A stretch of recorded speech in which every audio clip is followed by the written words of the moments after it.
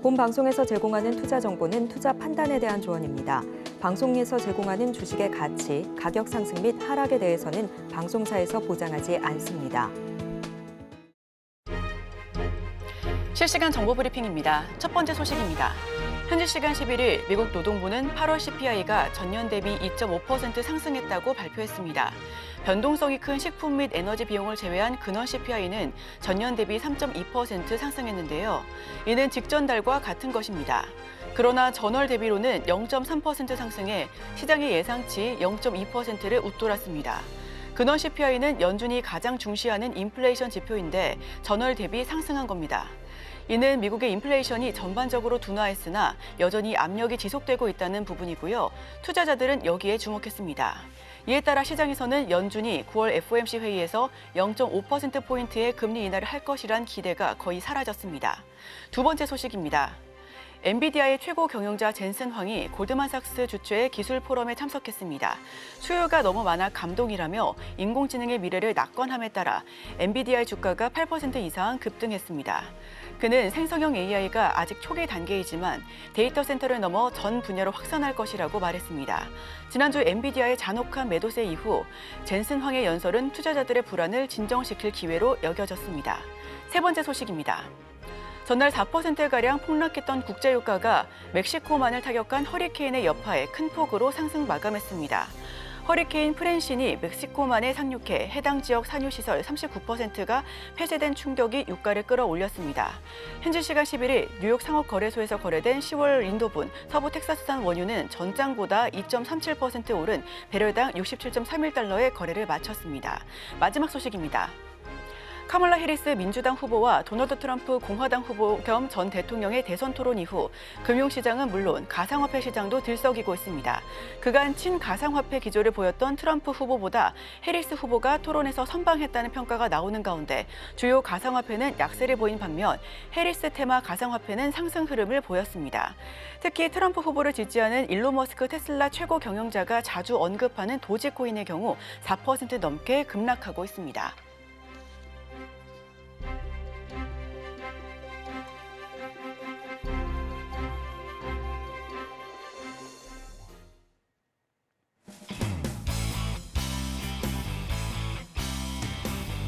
네, 여러분의 성공 투자를 응원합니다. 안녕하세요. 증시7 진행의 이소연입니다.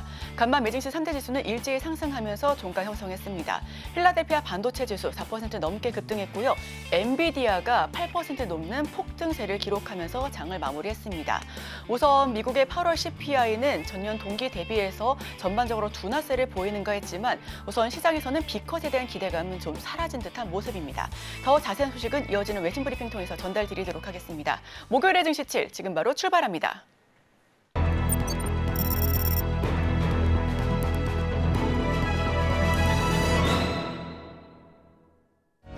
복잡한 외신 이야기 쉽고 간편하게 전해드립니다. 증시7 외신 브리핑 오은비입니다. 간밤에 미증시 3대 지수는 일제히 상승하면서 마무리됐습니다. 지수 살펴보자면 S&P 500 지수는 1.07%, 다우 지수는 0.31%, 나스닥 지수는 2.17% 모두 오르면서 문을 닫았습니다. 인플레이션 둔화세가 약해진 이 물가 보고서가 나오면서 투심이 약화하기는 했지만 엔비디아가 8% 이상 급등하면서 시장을 끌어올렸습니다. 엔비디아의 최고 경영자 젠슨 황이 골드만삭스 주최의 이 기술 포럼에 참석을 해서 모두가 엔비디아를 믿고 있다라고 말을 하면서 AI의 미래를 낙관한 발언이 훈풍으로 작용됐습니다. 종목별로 살펴보자면 엔비디아가 급등을 하자 M7 종목들도 일제히 상승불을 켜냈습니다. 애플과 알파벳 그리고 메타는 1%대 그리고 마이크로소프트, 아마존은 2%대 상승했습니다. 필라델피아 반도체 지수도 4.9% 급등 마감했습니다. 그럼 이어서 자세한 소식들 전해드리도록 하겠습니다. 미국의 CPI 상승률이 3년 만에 가장 낮은 수준을 나타냈습니다. 물가 상승률이 목표치 2%를 향해 꾸준히 둔화하는 흐름을 나타내면서 시장은 다음 주 연준이 기준금리를 0.25%포인트 인하할 것이라는 기대를 굳힐 수 있게 됐습니다. 헤드라인 소비자 물가지수는 전월 대비 0.2%, 전년 대비했을 때는 2.5% 상승해서 예상과 일치했습니다. 전년 대비 상승률은 3월 이후 5개월 연속 하락하면서 3년 6개월 만에 최저치를 기록했습니다. 그러나 주거비는 전월 대비 0.5% 상승해 상승폭이 가속화됐고요. 서비스 가격도 상승세를 보였습니다. CPI 발표 이후에 CME 패드워치는 베이비컷 확률을 85%로 내다봤고요.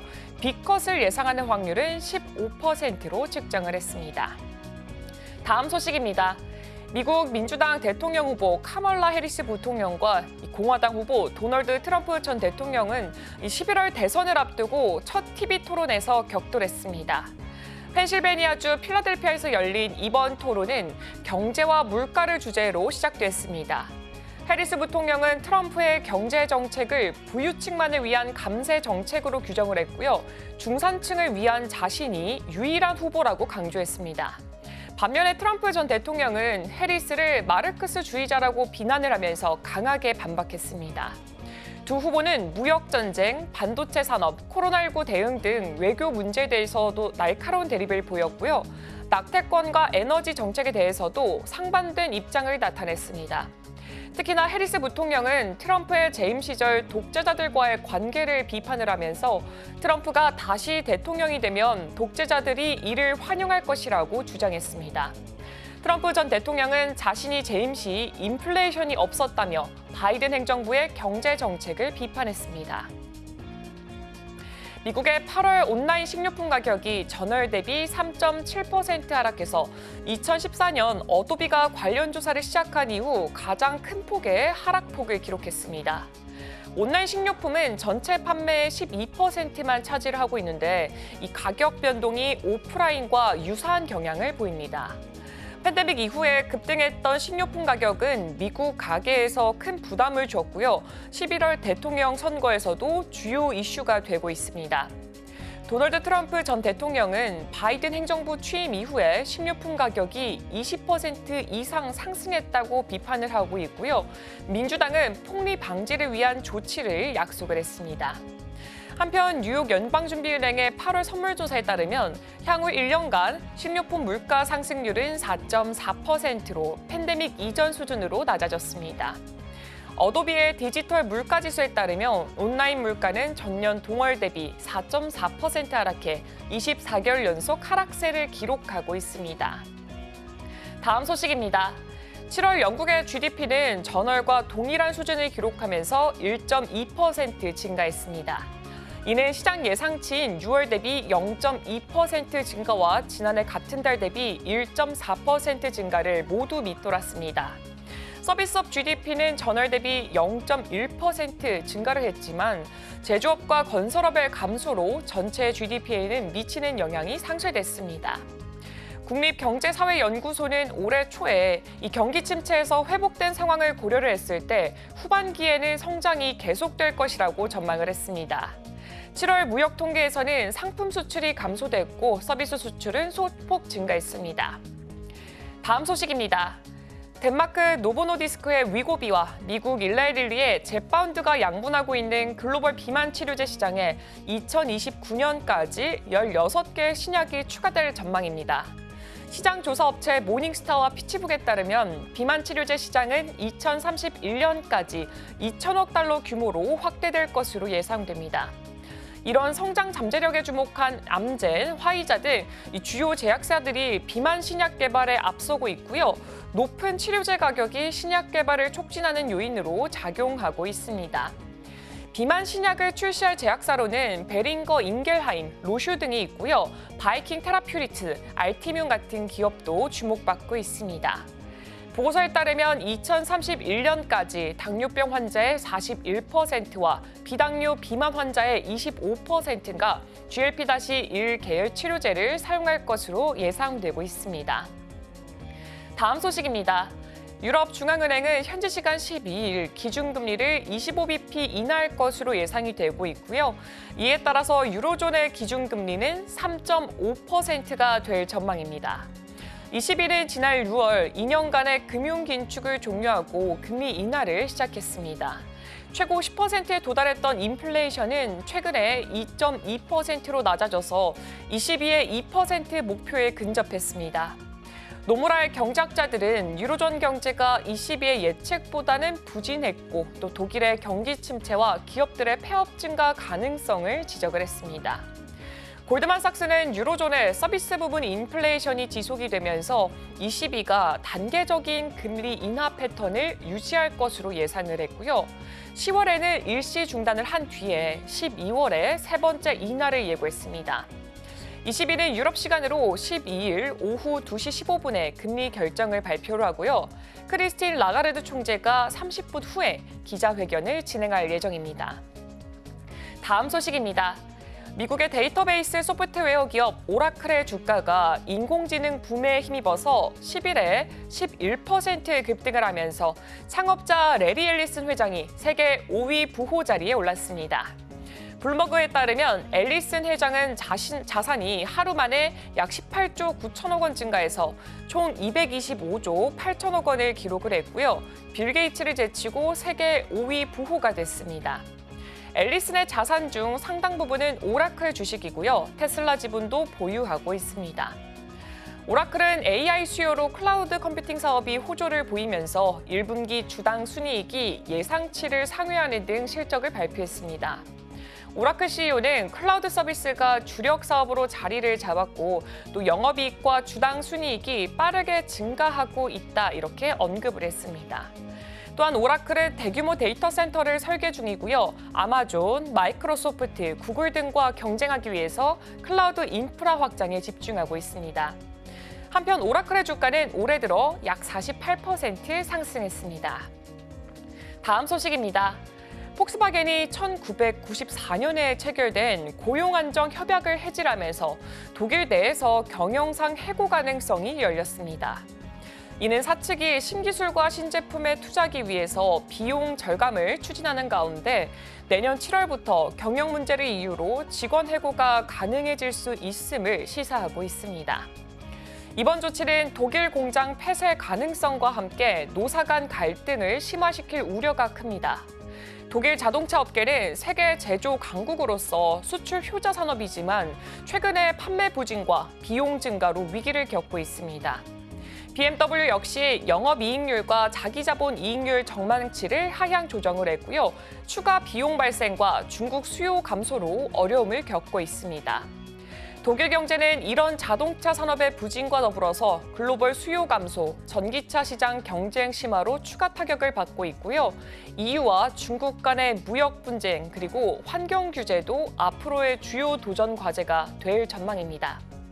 네, 오늘 제가 준비한 소식은 여기까지입니다. 이어서 국내 소식과 더불어서 오늘의 일면에서 전문가들의 수혜주까지 만나보시길 바랍니다.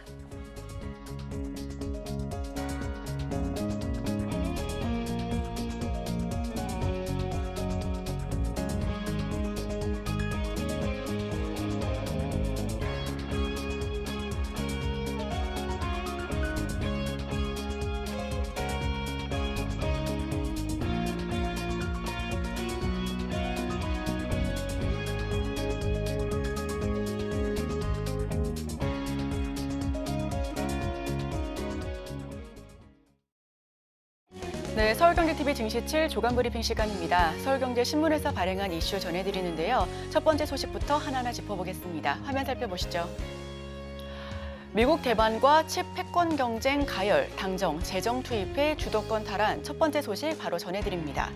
10일 국민의힘에 따르면 반도체 특별법 통합안에 현금성 보조금 지원 내용을 담은 과정에서 기획재정부가 강하게 반대 입장을 피력했다라고 전달했습니다. 우리나라는 반도체 제조 기반이 갖춰진 만큼 보조금 지원보다 현행 시행 중인 투자세액 공제를 비롯한 세액 지원에 집중하는 것이 더 적합하다라는 논리에서였는데요. 하지만 국민의힘은 삼성전자 사장 출신의 고동진 의원을 중심으로 기재부를 설득해 보조금 지원 근거를 법률안에 명문화했습니다. 한동훈 국민의힘 대표가 취임 이후 반도체 특별법 제정에 드라이브를 걸고 있다는 점도 한몫한 것으로 판단되고 있습니다. 정부와 여당이 협의한 반도체 산업 관련 법률안 중 보조금 표현을 적시하고 지원 근거를 마련한 것은 이번이 처음으로 알려져 있습니다. 특히 국민의힘은 미국과 유럽연합, 일본 등이 자국 내에서 투자하는 반도체 기업에 파격적인 보조금 보조금을 쏟아붓고 있는 상황에서 국내 기업의 가격 경쟁력 확보가 반드시 필요하다라고 언급하고 있는데요. 또 용인, 평택 등 경기 남부의 세계 최대 규모, 최고 수준의 반도체 메가 클러스터가 추진되고 있는 가운데 보조금 지원까지 더해진다면 622조 원 투자 그리고 300만 개 일자리 창출이라고 하는 목표가 순항해 국내 경제 전반에 선순환적 구조가 확립될 수 있다라고 강조하고 있습니다. 정부가 국내 반도체 기업들의 설비 투자액의 30%를 보조금으로 지원하면 10% 원가 절감 효과가 발생한다라는 분석이 있어 특별법 제정 시 일본을 포함한 세계 각국 대비 가격 경쟁력이 확보될 수 있을 것으로 기대감이 높은 상황입니다. 국민의힘 관계자는 한국은 기존 메모리 반도체 분야에서는 선두주자였지만 최근 팹리스와 시스템 반도체 파운드리 등을 중심으로 비메모리 반도체 분야 생태계가 재편되면서 국제 경쟁력이 상대적으로 취약한 상황이라며 치열한 반도체 전쟁에서 국가 재정을 총투입해 주도권을 되찾아와야 한다라고 설명하고 있습니다. 재정 지원 근거 첫 번째 명문화를 했고요. 주요국 반도체 천문학적인 비용이 투입되고 있는데 우리 역시도 특별법으로 현금 지원의 길을 열어야 한다라고 설명하고 있습니다. 특히나 경기 남부 메가 클러스터 조성에 탄력을 받고 있는 부분까지도 함께 참고해 보시면 더욱더 좋을 것 같습니다. 다음 소식입니다. 세계 1위 인텔도 망할 판, 정부 뒷받침 없이 생존 불가. 재계에서도 정부가 반도체 기업에 대한 보조금 지원을 서둘러 줘야 한다는 절박한 목소리가 잇따라 나오고 있습니다. 반도체법을 발의해 보조금 지원 근거를 마련한 것은 굉장히 반가운 일이지만 실제 지원이 지연된다면 시장 주도권을 놓칠 수 있다는 의미로 풀이가 되고 있는데요. 전 세계 최대 반도체 기업이었던 인텔조차 불과 10년 만에 몰락의 길로 접어들고 있는 게 지금의 반도체 산업이며 정부는 물론 정치권도 대기업 특혜라는 프레임에서 벗어나야 한다라고 강조하고 있습니다. 전문가들은 우선 반도체 산업의 패러다임이 달라지고 있다고 경고하고 있습니다. 정부 지원 없이 기업 혼자 살아남기 어려운 환경으로 산업이 재편되고 있다는 부분이고요. 무엇보다 갈수록 불어나는 시설 투자 비용 역시도 부담으로 자리 잡고 있습니다. 실제 과거에는 반도체 회로 선폭을 줄이는 새로운 공정을 개발해 한계를 돌파하는 식으로 반도체 메모리 공급 용량을 늘려왔다면 지금은 미세 공정 한계에 부딪혀 현재 주요 반도체 기업들이 생산 라인을 더 증설하는 물량 경쟁을 펼치고 있는 상황입니다. 메모리 공급 1비트를 늘리는 데 들어가는 단위 비용이 점점 늘어나고 있는 셈이고요. 최태원 SK그룹 회장은 팹, 즉 공장 한 곳을 늘리는 데 20조 원 이상의 비용이 필요하다며 정부 지원 없이는 경쟁이 힘들다라고 토로한 바 있습니다. 메모리는 물론 파운드리 분야에서도 보조금이 원가 경쟁력에 직결된다라는 분석이 있습니다. 대한상공회의소에 따르면 3나노미터 공정의 비용 30%를 보조금으로 지급하면 보조금 액수만큼 장부산 자산 가치와 감가상각비가 절감돼 약 10%의 원가를 절감할 수 있는 것으로 나타나고 있습니다. 팹 한 곳을 늘리는 데 20조 원 이상이 필요하고요. 규모의 경제를 위해 직접 지원은 늘려야 한다라는 목소리가 더 크게 퍼지고 있습니다. 집값, 가계빚 매우 우려, 단기간 진정 어려워 세 번째 소식 바로 전해드립니다. 한국은행 금융통화위원회 위원장들이 지난달 기준금리 동결 과정에서 주택가격과 가계대출 증가세가 빠르다라는 점을 크게 우려했다라고 전하고 있습니다. 일부 위원들은 시장의 금리 인하 기대가 과도해 실제 인하 횟수가 적을 경우 시장 금리가 되레 상승할 수 있다라는 점을 걱정하고 있는 건데요. 한은이 10일 공개한 8월 금융통화위원회 통화정책방향회의 의사록에 따르면 미국 연준의 피벗 시점이 가시권에 들어왔다는 예상이 지배적이다라고 하면서도 수도권을 중심으로 부동산 가격이 빠르게 상승하고 있는 점은 매우 우려스러울 일이다라고 설명하고 있습니다. 금융 여건이 완화되는 상황에서 금리 인하가 부동산 가격 상승의 총물체가 돼서는 안 될 것이다라고 강조하고 있는 건데요. 한편 국내 금융시장 환경이 완화적으로 조성되면 주택 가격을 추가 자극할 가능성이 있는 상황이기에 가계부채에 대한 수요 측면에서 압력이 더 커질 수밖에 없는 상황입니다. 또 목표 수준의 수렴에 갈 것으로 예상된다면서도 주택가격 오름세와 가계대출 증가세가 확대돼 금융 불균형 누증에 대한 우려는 커졌고 국제금융시장 변동성 확대에 따른 외환시장의 경계감도 남아있어 기준금리를 현 수준에서 유지해야 된다라는 주장 역시도 함께하고 있습니다. 8월 금통위 의사록을 공개했고요. 미국 피벗 인플레는 목표 수준을 수렴하고 있는데 금리 인하가 부동산 촉매제가 돼서는 안 된다라고 경고하고 있습니다. 다음 소식입니다. 원전 생태계 부활에 탄소 배출 2년째 줄었다. 국내 원전 생태계가 완전히 복구되면서 지난해 온실가스 배출량이 2년 연속 감소했습니다. 원자력 발전이 증가하면서 지구 온난화의 주범으로 꼽히는 탄소 배출이 크게 줄어들었기 때문으로 판단되고 있습니다. 전문가들은 국가 경제 활성화와 탄소 감축을 위해 원전에 대한 지원을 더 늘려야 한다라고 입을 모으고 있습니다. 환경부 소속 온실가스 종합정보센터는 지난해 온실가스 배출량이 6억 2,420만 톤으로 전년 대비 4.4% 쪼그라들었다고 10일 밝혔고요. 이는 2년 연속 감소세에 해당됩니다. 이는 원전과 신재생 에너지 등 무탄소 에너지 발전이 크게 늘었습니다. 신규 원전인 신한울 1호기를 포함한 원전 발전량이 1년 새에 4.4 테라와트시가 늘고 풍력 같은 신재생 에너지도 3.5 테라와트시가 늘었는데요. 온실가스를 많이 배출하는 석유화학과 시멘트 등에서 경기 둔화로 생산량이 줄어든 탄도 포함되고 있습니다. 반도체, 디스플레이 업종에서는 제조 과정에서 발생하는 온실가스를 줄이는 공정가스 저감 시설이 확대되면서 배출량 감소에 한몫한 것으로 판단됩니다.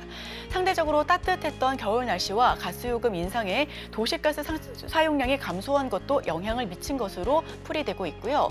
작년 6.2억 톤 배출 4.4% 감소에 성공했습니다. 무탄소 발전이 늘어 전환 부분은 7%가 줄어들었고요. 산업계의 저감 시설 확대도 한몫한 것으로 보여지고 있습니다. 다음 소식입니다.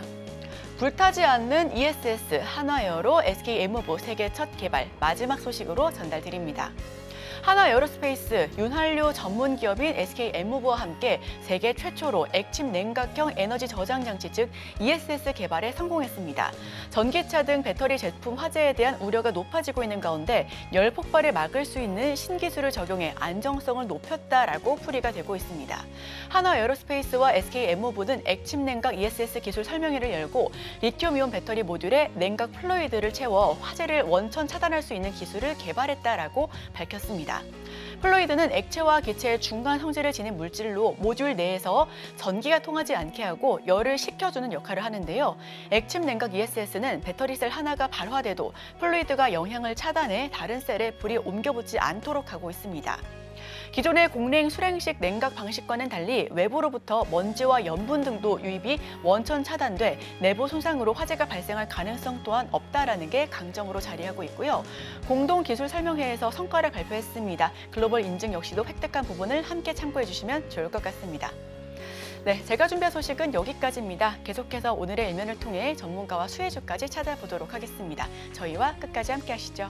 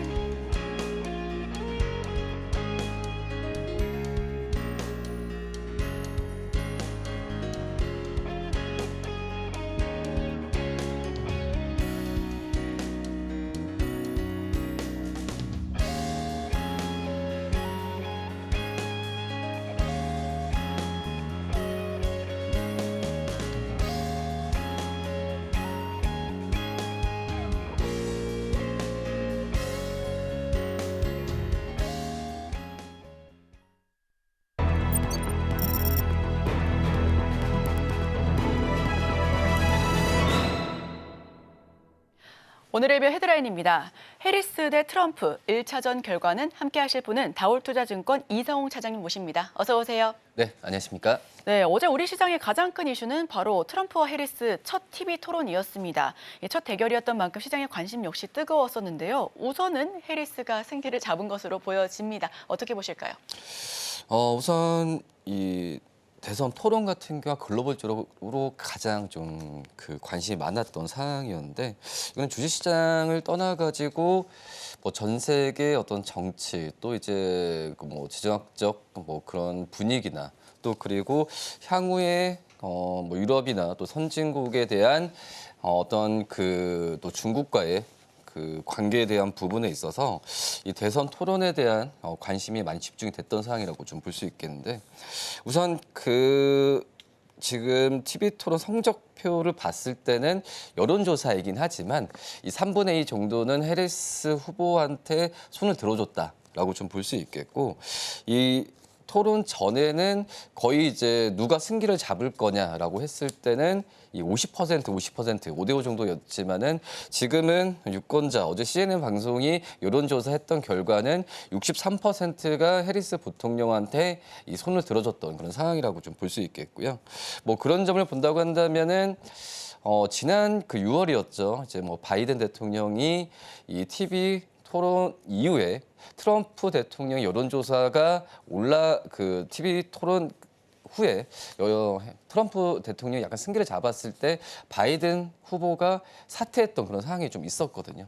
뭐 그런 점을 본다고 한다면 이 토론에 대한 결과는 굉장히 좀 중요한 그런 상황이라고 좀 볼 수 있겠고, 근데 이제 내용을 봤을 때는 딱히 이제 어떤 이 주식시장에 미칠 만한 요인은 없었다라고 좀 볼 수 있겠고, 오히려 트럼프 대통령 같은 경우에는 해리스 대통령의 그 전에 이민법 여러 가지 이 정치적인 사항으로 좀 공격을 했었고, 이 해리스 후보 같은 경우에는 트럼프 대통령의 뭐 경제적인 그 전에 집권 당시 했을 때 경제적인 마찰이나 이런 부분에 집중했다고 본다고 한다면 우선 주식시장에 영향을 미치는 사항은 좀 제한적이지 않았나 이렇게 좀 판단됩니다.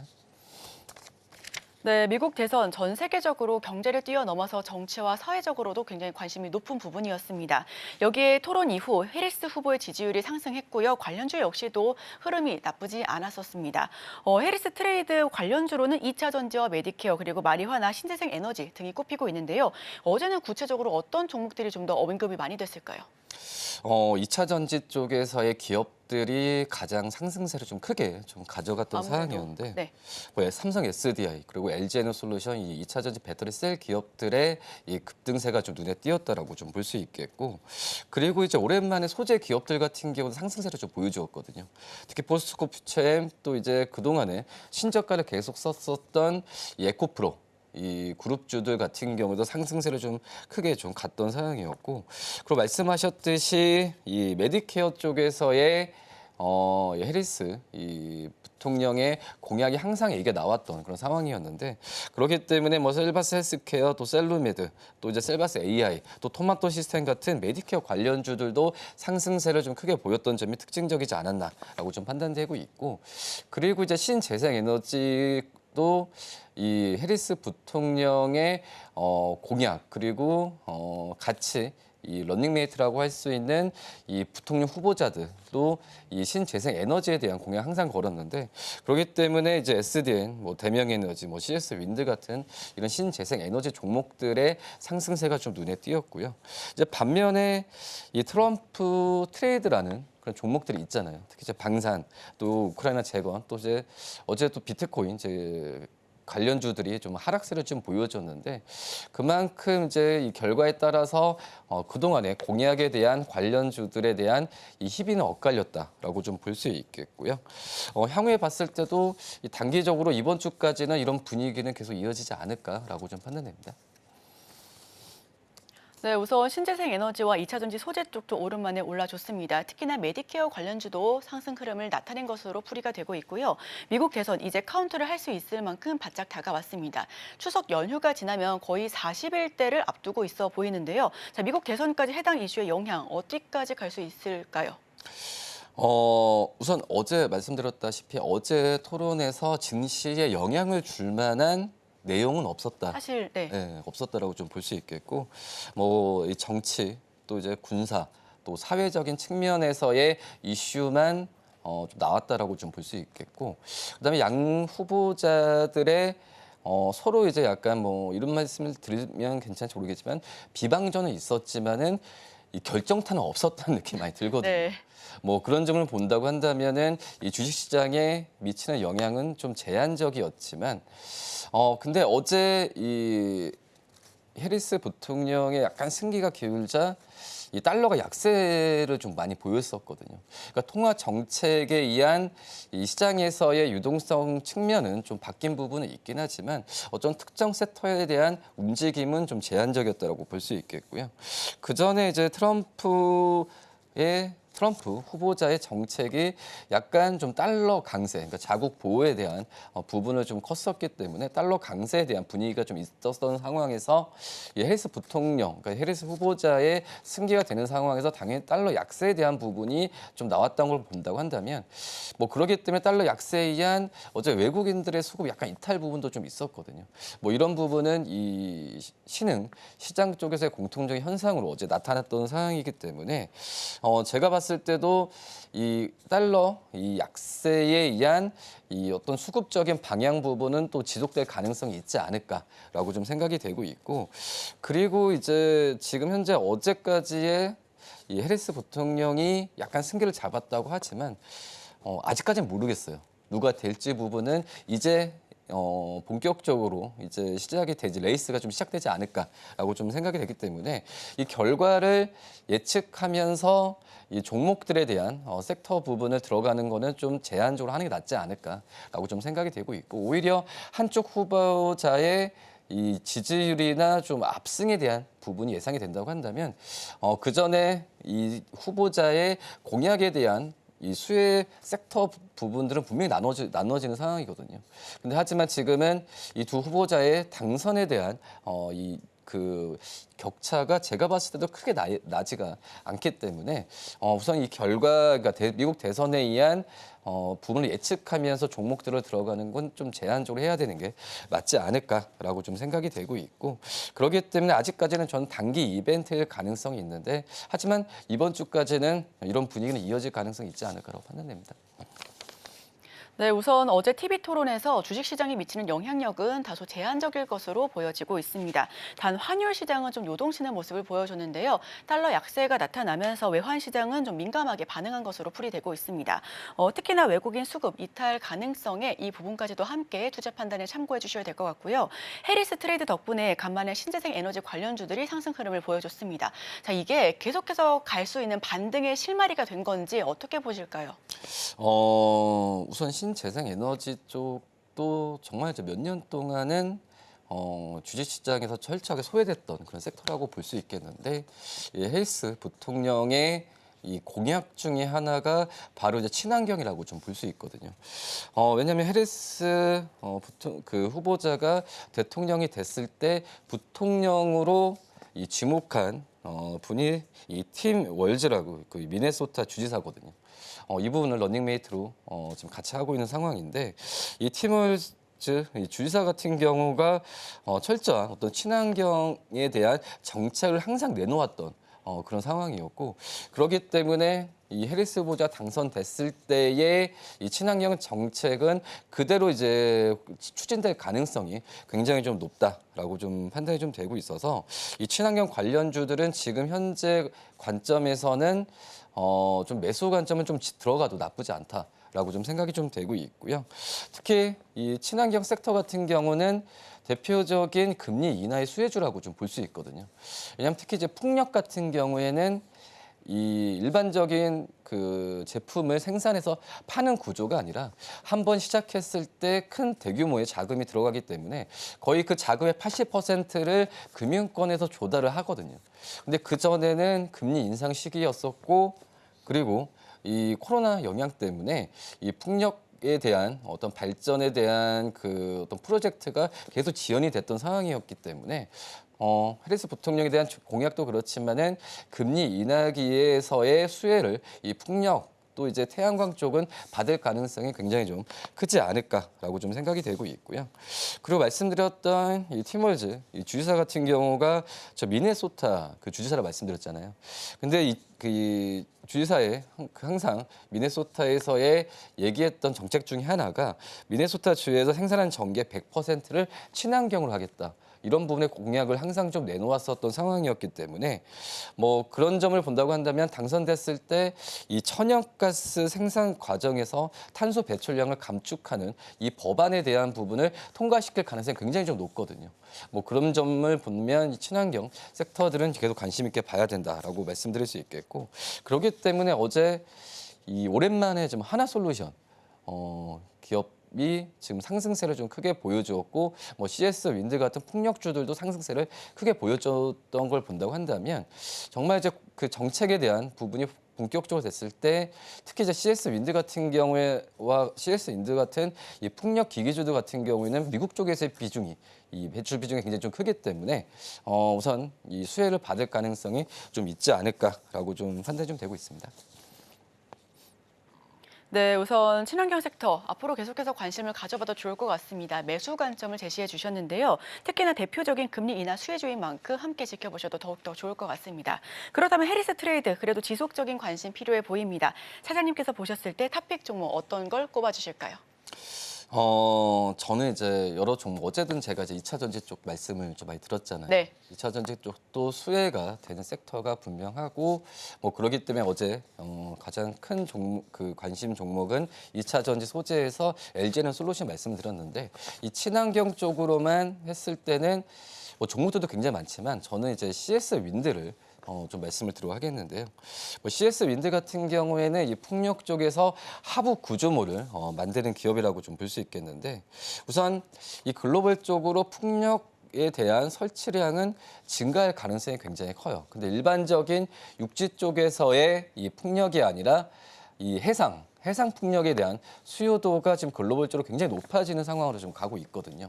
뭐 그런 걸 본다고 한다면 우선 이 CS 윈드 같은 경우에는 이 하부 구조물 쪽에서의 이 특화가 돼 있는 그런 기업이라고 좀 볼 수 있겠고 특히 이제 이 미국과 유럽을 중심으로 한 하부 구조물에 대한 수주 같은 경우는 계속 일어날 가능성이 2분기 때 실적을 봤을 때도 충분히 증명이 됐다라고 좀 생각이 되고 있고 그리고 이제 이 어떻게 보면은 글로벌적으로 봤을 때도 공급 가능한 이 하부 구조물과 또 타워를 이 공급하는 기업들이 글로벌적으로 그렇게 많지가 않거든요. 그렇기 때문에 시장에서의 이 위치를 봤을 때도 이 해상풍력 시장이 커지면 커질수록 이 CS 윈드에 대한 수주는 계속 일어날 가능성이 높다라고 판단이 되고 있고 특히 이제 근데 해상풍력 같은 경우가 일반적인 육지 쪽에서의 이 풍력보다도 메리트가 있는 부분이 우선 해상 쪽에서는 일정하게 난류가 흐르기 때문에 이 어떤 그 해상에 의한 전기에 대한 생산 부분을 육지보다도 더 원활하게 할 수 있다라고 좀 볼 수 있겠고 그리고 이제 육지 쪽에서의 이 대지나 이런 부분보다도 해상 쪽에서 하는 부분이 비용적인 측면에서는 지금은 유리한 위치로 좀 가고 있거든요. 그렇기 때문에 해상 풍력에 대한 수요도는 계속 높아질 가능성이 있다라고 좀 생각이 되고 있고 뭐 그렇기 때문에 이 해상 풍력에 대한 글로벌적인 트렌드는 유럽과 미국뿐만 아니라 저는 개인적으로 봤을 때도 이 신흥 국가 쪽으로도 계속 이어질 가능성이 크지 않을까라고 좀 생각이 좀 되고 있거든요. 그리고 말씀드렸다시피 이 시장에서 위치가 독점적이라기보다는 이 생산하는 공급하는 업체가 CS 윈드에 글로벌적으로 몇 개 안 되기 때문에 이 단가 인상 같은 경우에도 유리한 구조로 갈 가능성이 있기 때문에 이 영업이익이나 이쪽에서 마진 부분은 계속 좋아질 가능성이 있지 않을까라고 좀 생각이 되고 있고요. 올해 한 해 봤을 때 이 CS 윈드가 이 목표로 세웠었던 수주의 거의 이제 60%, 70%까지는 지금 이제 달성한 구조로 가고 있기 때문에 이 CS 윈드에 대한 수주는 계속 지금 더 올라갈다고 가정한다면은 올해 이 신규로 제시했었던 목표치 150%까지 수주가 지금 달성할 가능성이 커지지 않을까 이렇게 좀 판단이 좀 되고 있습니다. 그리고 지금 하반기 때 말씀드렸던 유럽 쪽에서의 발주가 계속 지속이 되고 있거든요. 뭐 그렇기 때문에 CS 윈드의 수주는 우선 원활하게 갈 가능성이 굉장히 좀 크다라고 좀 말씀드릴 수 있겠고요. 그리고 이제 2분기 때 실적도 괜찮았는데 지금 3분기 때 실적 추정치가 점점 높아지고 있는 구조거든요. 지금 3분기 때 영업이익 같은 경우가 지금 증권사 같은 경우에도 이 710억 이상까지도 지금 얘기가 하고 있는 상황인데 중요한 건 작년 대비해서도 이 700억 이상만 하더라도 70% 이상 작년 대비해서 YOY로 영업이익의 증가는 수치라고 좀 볼 수 있겠고 그리고 이제 영업이익률 같은 경우에도 충분히 10% 두 자릿수를 유지하는 구조로 간다고 한다면 이 CS 윈드에 대한 관심은 좀 꾸준하게 좀 가져야 되는 게 맞다라고 생각이 좀 되고 있고요. 그리고 이제 CS 윈드도 계속 이 글로벌 기업들과의 이 M&A나 이런 지분 투자도 계속 좀 이루어질 가능성이 크거든요.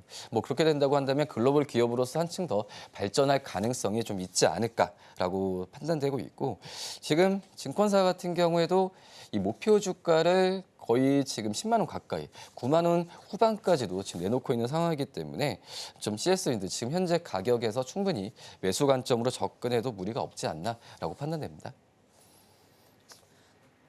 네, 우선 친환경으로 국한했을 때 CS 윈드를 꼽아주셨습니다. 목표 주가 역시 많은 증권사들이 10만 원 혹은 10만 원 언저리까지 추가를 하고 있는 부분이니까요. 해당 내용도 참고해 보시면 좋을 것 같고요. 자, 추가 질문 딱 하나만 더 드려보도록 하겠습니다. 그렇다면 지금까지 상승 흐름을 보여줬었던 트럼프 관련주로 꼽히는 방산과 우크라이나 재건 그리고 가상자산 관련주는 당분간은 어떤 흐름을 보일까요? 이번 주까지는 약세 흐름을 보일 가능성이 있다라고 좀 생각이 되고 있고, 특히 이제 이 안에서 이 우크라이나 재건주나 어떤 위험 자산, 그러니까 비트코인 관련주들 같은 경우에는 그렇게 실적적으로 봤을 때 퍼포먼스가 나오는 섹터는 아니라고 생각이 돼요. 하지만 이 방산주들 같은 경우에는 이 트럼프 트레이드 기업이긴 하지만은 제가 봤을 때는 이 실적으로, 그러니까 어떤 실적 모멘텀으로도 주가가 좀 많이 갔었던 상황이기 때문에, 물론 이제 지금 현재 세계 섹터가 약세를 보이는 구간이긴 하지만 이 세계 섹터 중에서도 이 방산주들 같은 경우에는 저는 매수 관점으로 한번 좀 떨어졌을 때 들어간 게 낫지 않을까라고 판단되고 있고, 이 방산주들 같은 경우가 어떤 저평가라기보다는 싸게 살 수 있는 구간으로 진입하지 않았나라고 좀 판단되고 있고요. 계속 될 것 같아요. 특히 이제 방산, 현대, 로템 같은 이런 기업들은 이 폴란드 쪽에서의 이 수주에 대한 수주에 대한 부분이 분기별로 좀 예정이 되어 있다. 원래는 월별로도 항상 수주가 얘기 나왔던 상황에서 이 하반기로 갈수록 뭐 분기별로 또 이제 이 다른 이 동유럽 국가들과의 이 수주에 대한 얘기는 올해 하반기도 그렇지만은 내년 상반기 때 본격적으로 드러날 가능성이 크다라고 판단되고 있고요. 이 유럽 국가들 같은 경우에도 방산비, 그러니까 국방비를 증액하는 부분은 어쩔 수 없이 지금은 이제 미국 쪽에서의 뭐 나토 가입이나 여러 가지 면에서 봤을 때도 이 방산비 증액은 필수적인 요소라고 좀 볼 수 있거든요. 뭐 그렇기 때문에 이 방산주들은 이 실적주로서는 내년에도 더 좋아질 가능성이 있기 때문에 이 트럼프 이 수혜주라고 할 수 있는 이 섹터 안에서도 종목들을 차별화해서 매수하는 종목들을 또 할 필요가 선별할 필요가 있지 않을까라고 판단됩니다. 네, 여기까지 들어보도록 하겠습니다. 오늘의 일면 이성웅 차장과 함께했습니다. 오늘 말씀 고맙습니다. 네, 감사합니다.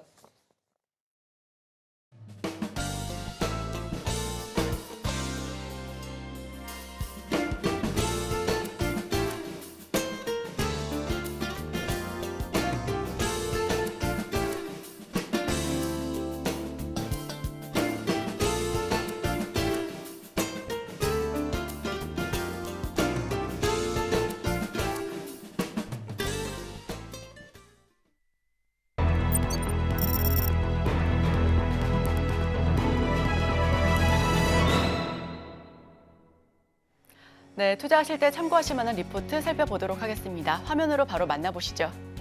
반등 요인 3가지 대 경계 요인 3가지 IBK 투자증권 리포트 살펴보겠습니다.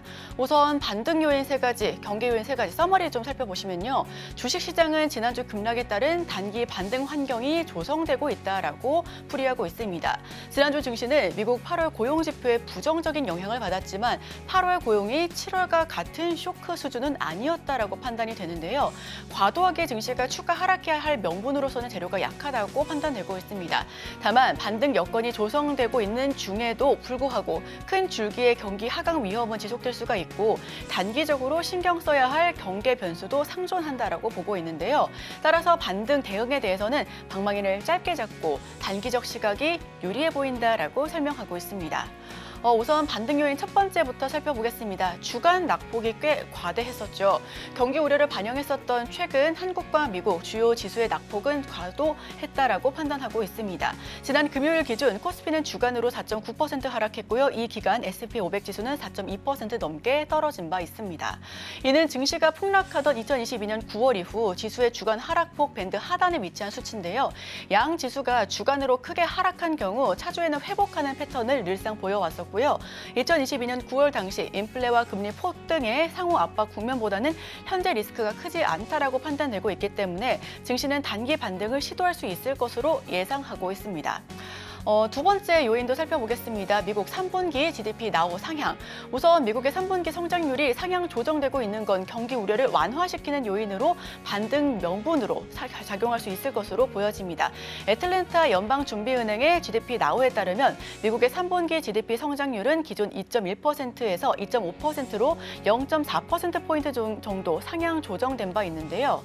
6월에 미국 증시는 비농업 고용 건수 하락에 반응에 급락했었지만 고용 보고서 발표 이후 GDP 성장률이 상향 조정되었다라는 점은 실제로 고용 보고서에서 나온 비농업 고용 지수 그리고 실업률, 임금 등의 수치가 양호하다라는 것을 반증해주는 부분으로 풀이가 되고 있습니다. 실제 지난 금요일 당시 외환 시장과 채권 시장은 주식 시장과 같이 크게 흔들리지는 않은 모습을 보여왔는데요. GDP 나우 모델에 따르면 해당 고용 지표가 경제 성장률 전망치를 오히려 높인 만큼 경기 침체를 자극했다라고 판단하기는 아직까지는 어렵다고 보고 있습니다. 우선 시장은 단일 지표 하나에 과도하게 반응해 경기 침체 우려를 반영했을 수도 있다라고 판단되고 있는데요. 블룸버그 컨센서스는 미국의 3분기 성장률을 1%대 후반에서 전망을 하고 있지만 GDP 나우의 경우는 2%대를 꾸준하게 유지하고 있다는 점도 추가적인 부분입니다. 세 번째 반등 요인 살펴보겠습니다. 미 물가 둔화 확인. 어제 장에서 나왔었죠. 8월에 미국 소비자 물가 상승률이 3년 반 만에 가장 낮은 수준으로 둔화했습니다. 결국 연준이 목표한 2%에 계속해서 근접해가는 모습을 보이고 있는 건데요. 미 노동부에 따르면 CPI가 전년 동월 대비 2.5% 상승했다라고 보고 있습니다. 2021년 2월 이후에 3년 6개월 만에 가장 낮은 수치를 기록한 부분이고요. 지난 7월 상승률 2.9% 대비해서도 한 달 새에 0.4%포인트나 하락해 다우존스가 집계한 전문가 전망치를 밑돌았습니다. 다만 예상치보다 생각했을 때 둔화가 좀 둔화되고 있다는 부분은 좀 아쉬운 느낌이었는데요. 전월과 비교해서는 0.2% 상승의 전망치에 부합했고 변동성이 큰 에너지와 식품을 제외한 근원 CPI는 전년 동월 대비 3.2% 상승해 7월 상승률과 같은 수준을 유지하고 있습니다. 전문가 예상치에 어느 정도 부합하는 수준이지만 아직은 아쉽다라는 모습이 조금 더 우세한 부분입니다. 물가 둔화가 가속화된다는 인식 하에서 소비 심리에 긍정적으로 영향을 줄 수 있을 것으로 판단이 되고 있고요. 또한 다음 주에 있을 9월 FOMC를 더욱 기대하게 만드는 요인으로 풀이되고 있습니다. 어제장에서 나온 뉴스로는 지금 현재 시장에서는 B컷보다 베이직컷에 대한 가능성이 조금 더 높아 보이고 있는 부분이고요. 자, 그렇다면 경계 요인을 하나하나 짚어보도록 하겠습니다. 첫 번째 요인은 미국 신규 실업 수당 청구 건수입니다. 미국의 8월 고용 지표가 크게 쇼크를 주지 않으면서 고용 시장에 대한 과한 우려가 다소 완화된 측면이 있지만 이번 주 목요일 밤에 발표될 고용 선행 지표인 신규 실업수당 주간 청구 건수가 재차 반등할 가능성을 경계할 필요가 아직은 있어 보입니다. 지난주 발표된 수치는 연초 이후 상승 추세의 저점 연결 지지선에 도달했습니다. 이번 주 목요일 밤에 발표될 수치가 전주 수치를 상회할 가능성이 높다라고 판단되고 있고요. 실제 예상을 상회하면서 반등할 경우에는 상회 폭에 따라서 향후 미국 고용 시장에 대한 우려가 재차 부각될 가능성이 있다라는 점도 참고해 주시길 바랍니다. 자, 두 번째 경계 요인은 중국입니다. 중국 경기 우려 확대 양상을 좀 주의해야 될 필요가 있어 보이는데요. 중국의 경기 우려가 지속되고 있다는 점도 잠재적인 악재 요인으로 판단되고 있습니다. 중국 7월 공업이익이 예상치를 상회했습니다만 자동차 기업의 수익성이 악화된 것을 확인을 했었는데요. 시장은 미국 중심의 경기 둔화를 신경 쓰고 있지만 사실 중국 경기 둔화도 심화하고 있습니다. 중국 성장률이 분기 단위로 내년까지 계속해서 하강 압력을 받을 것으로 예상되고 있는 부분도 악화 요인으로 꼽혀지고 있고요. 해외 IB, UBS에 따르면 부동산 시장 침체를 근거로 중국의 경제 성장률 전망치를 하향 조정하는 등 미국 정부가 반도체, 양자 컴퓨팅 관련 수출 규제를 강화하는 임시 최종 규칙을 발표하면서 수출에 대한 경기 우려도 확대되고 있는 양상 나타나고 있습니다. 네, 세 번째 요인 살펴보겠습니다. 미국 대선 TV 토론 후 폭풍입니다. 우선 어제 오전 기준으로 우리 한 10시 정도에 TV 토론 이어졌습니다. 한국 시간 기준으로 어제 있었고요. 미국 대선 TV 토론이 진행돼 해리스 부통령과 트럼프 전 대통령이 직접적인 첫 공적 대화가 이루어졌습니다. 우선 결과론적으로 보면 여론조사 결과 해리스가 더 잘했다라는 의견이 63% 정도 더 남아있는데요. 지금 간밤에 미국 시장을 살펴보면 전반적으로 기술주 우위가 나타나고 있는 부분이고요. 엔비디아와 애플, 구글 등을 비롯해 1% 넘는 강세를 연출했다고 보고 있습니다. 반면 트럼프 후보자의 어느 정도 약한 부분에 후보자가 공약했었던 가상자산은 일제히 하락하는 모습을 보여줬었고요. 비트코인과 이더리움 역시 1%대 넘는 약세를 기록하면서 오늘 시장 이어가고 있습니다. 이 부분도 함께 투자 판단에 참고해 주시면 좋겠습니다. 오늘의 핵심 요약입니다. 오늘 미국의 8월 PPI 지수가 발표될 예정입니다. 오늘의 일면에서는 해리스와 트럼프 1차전 결과에 대해서 알아봤고요. 오늘의 일면 특징주로는 CS윈드 제시했습니다. 투자하실 때 참고해 보시길 바랍니다. 네, 저희가 방송 중에 제공해드린 정보는 투자 판단에 대한 참고 자료일 뿐 해당 종목의 가치 또는 상승률을 보장하지는 않습니다. 잠시 후 증시8 서울경TV 개장 방송이 이어집니다. 더 다양한 인사이트를 가져가실 수가 있으니까요. 끝까지 함께 하시길 바랍니다. 저희가 준비한 소식은 여기까지입니다. 저희는 내일 이 시간에 또 찾아뵙도록 하겠습니다. 함께 해주신 여러분, 오늘도 고맙습니다.